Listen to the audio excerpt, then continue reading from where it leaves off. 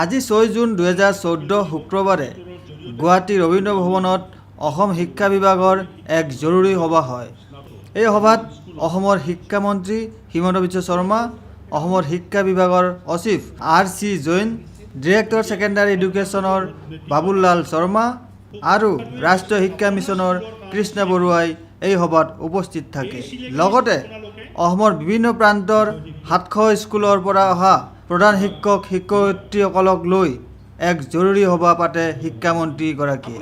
আজি শিক্ষামন্ত্ৰী হিমন্ত বিশ্ব শৰ্মাদেৱে সভাখনত উপস্থিত হৈ শিক্ষা বিভাগৰ সকলো প্ৰধান শিক্ষক শিক্ষয়িত্ৰীসকলক জনায় যে এইবাৰ গৰম বন্ধৰ পিছত যেতিয়া স্কুলসমূহ খুলিব তেতিয়াৰ পৰা নৱম আৰু দশম শ্ৰেণীৰ সকলো স্কুলত ভূগোল আৰু বুৰঞ্জীক অন্তৰ্ভুক্ত কৰি পাঠদান আৰম্ভ কৰিব লাগিব।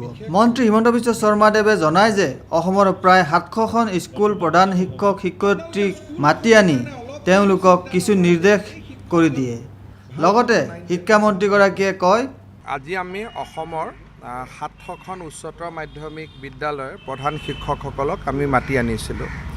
আমি তেওঁলোকক কেইটামান নিৰ্দেশ দিছোঁ, গুৰুত্বপূৰ্ণ আপোনালোকক মই জনাব খুজিছোঁ। 1 নম্বৰ যে আমাৰ যিটো পাঠ্যক্ৰমত ভূগোল বুৰঞ্জী আমি ইন্ট্ৰডাকশ্যন কৰা সিদ্ধান্ত লৈছিলোঁ, গৰম বন্ধৰ পিছতে যাতে ক্লাছ 9ৰ ছাত্ৰ ছাত্ৰীসকলক ভূগোল বুৰঞ্জী পঢ়াব আৰম্ভ কৰে, তাৰ বাবে আমি তেওঁলোকক আজি নিৰ্দেশ দিছোঁ। দ্বিতীয়তে আমি এইবাৰ এটা সিদ্ধান্ত লৈছোঁ, যিটো সেবাৰ ৰেজিষ্ট্ৰেশ্যন হয় মেট্ৰিকৰ, সেইটো যদি আমি মেনুৱেলি কৰোঁ তেতিয়াহ'লে এজন ছাত্ৰ ছাত্ৰীৰ প্ৰায় 500 টকা খৰচ হয়। 300 টকা ফিজ দিব লাগে, 200 টকা পোষ্টেল কালেকশ্যন এনেকুৱা হয়। সেইকাৰণে এইবাৰ আমাৰ স্কুলত আমি পৰীক্ষামূলকভাৱে হায়াৰ ছেকেণ্ডেৰী স্কুলকেইখনত আমি অনলাইন ৰেজিষ্ট্ৰেশ্যন কৰিব খুজিছোঁ, তেতিয়া 50 টকাতে হৈ যাব।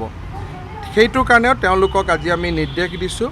অৱশ্যে কোনোবা যদি ফেইল হয় মেনুৱেলি কৰিব পাৰিব, সেই ৰাস্তাটো খোলা থাকিব। 3 নম্বৰত আমাৰ অসমৰ হায়াৰ ছেকেণ্ডেৰী স্কুলবিলাকত যিটো ছাবজেক্ট টিচাৰ বুলি যিসকলক কোৱা হয়, তেওঁলোকৰ বহুতে ক্লাছ নাথাকিলেও তেওঁলোকে 9-10ৰ ক্লাছ কৰিব নোখোজে। আজি আমি কঠোৰ নিৰ্দেশ দিছোঁ যে উচ্চতৰ মাধ্যমিকৰ যিবিলাক ছাবজেক্ট টিচাৰ তেওঁলোকে 9-10তো ক্লাছ কৰিব লাগিব, যদিহে তেওঁলোকৰ নিজৰ ক্লাছ নাথাকে।